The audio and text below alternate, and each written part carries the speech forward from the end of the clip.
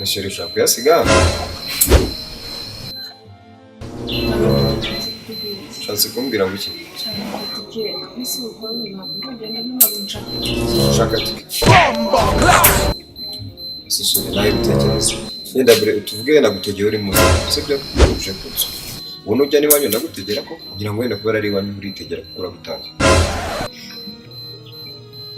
sibyo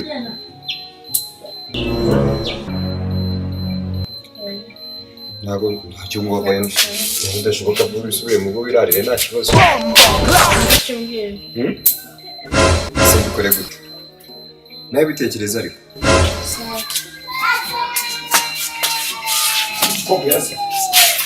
none se